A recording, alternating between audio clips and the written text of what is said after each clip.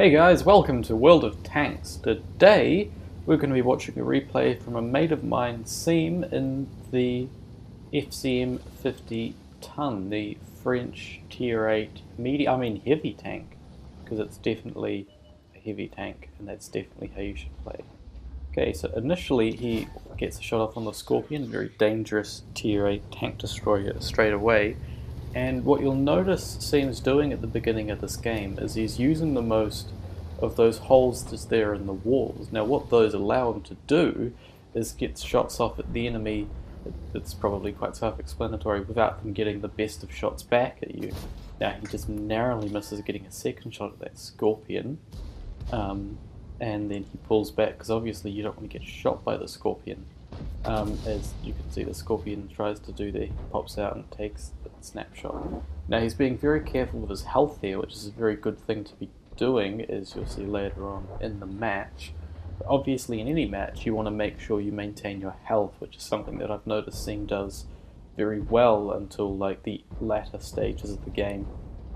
And it's something very important, because if you've got health to trade with at the end of the game, you can, go around a corner and take a shot from the enemy without risking, dying, and that allows you to put up the pressure on your enemy a lot more than you could otherwise. So it's definitely something that a lot more people should do, even if it's just for the fact that conserving your health means you last longer in the game, because obviously the longer you last, the longer you can keep firing. So now he's going around looking for a shot on this T-54, but he doesn't really have a shot. He thinks maybe I can get through the wall, but no, no shot there. So he moves up alongside the T-95 and comes, that is a hell of a lot of tanks in the center there that he decides he can put shots in. So he comes up,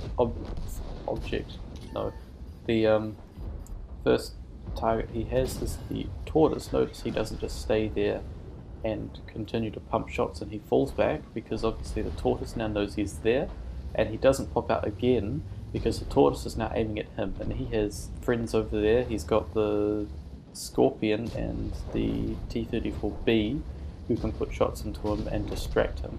There's also a lot of other tanks like that, full of 1300 HP E75, who seems very interested in putting a shot to him, and I can't speak. What that's doing is it's allowing his friends over there to put shots into the side of his turret, which is allowing them, well, they could if he was, if they were any good, but apparently they're not. He comes around and is very lucky not to take a shot from the E75, but he's quick with his snapshot and puts a shot into, I think it was the front plate of the Tortoise, the superstructure, and he couldn't, but he got it back quick enough. Again, he gets quick enough there as well, so that he only gets trapped. Luckily, he's not in any hurry, because obviously the E75 WZ don't have the quickest of reloads. They've got big hard-hitting guns, so when they don't do damage initially, it's fortuitous, because it allows him to fall back. Again, T-34B coming up against his own counterpart, but once he dies, and there's a lot of tanks there who are dying, he Seam is going to be all on his own. Luckily he gets a good shot at WZ-120 there, and that allows him to, oh my god, I can't speak today, what is going on? It allows him to set him on fire, and that puts him down on relatively low health, which is going to be good. Now the C-75, I've got no idea what the hell he's doing, but he just comes out, doesn't seem to realise there's that T-34-3 behind Seam. And what he does, it seems, with his final shot, he not only shoots him, but tracks him, so he makes sure that he's not going anywhere. WZ fires, he's got a fairly long reload, so Seam can come around, tries to put a shot in, but can't. And now we need to be careful of that Scorpion too. Yeah, he puts a shot combined with a WZ, and our friendly T-34-3 loses his health. Shot there, I think, goes into the upper plate of the WZ and bounces. T-34 comes around. And now Seam gets incredibly lucky here. What are you saying, Antonio? Hey, that's my name. What are you saying? That object has just arrived. Now he's got 4 tanks. Why is he lucky? Well, look what he's doing. He's just sitting there. He's thinking, we've won this game, so I'm just going to farm as much damage as possible.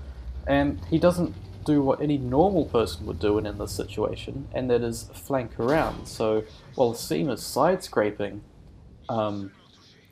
and not losing any health. WZ is just sitting there, and now he's a one-shot for Seam. So that's very good, because now people are thinking, okay, well, we'll flank around him now, but the Scorpion G, who you can see on the map, is flanking around. Well, yeah, there he goes. The great teamwork there with the Tortoise, who was able to get the shot and kill him. So now, when they do try to flank, it fails because the Tortoise had time to get there and support. Now, again, he's still being cautious with his health. He's not just poking around the corner trying to finish off the object or shoot WZ, but he takes a shot there. He's trying to bait him into a shot shooting his tracks, but he couldn't do so. Well, at least I think that's what he's doing. And he gets another lucky shot and setting him on fire for the second time in the game. So that was lucky. If he hadn't done that, that probably would have been a completely different engagement. Meanwhile, both the T-34B and the Object 416 tried pushing the Tortoise, and they didn't succeed. The Tortoise was able to kill them both.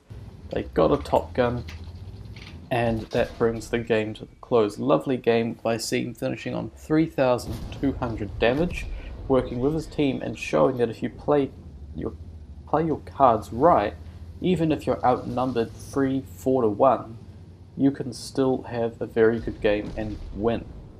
So, if you've enjoyed this video, make sure to like, subscribe, and comment. Let me know what I've done well, let me know what I could improve on, because that's my ultimate goal. I want to be making quality content and just having fun. So if you could tell me where I'm going wrong, what I can do, add some suggestions in the comments, that would be very much appreciated.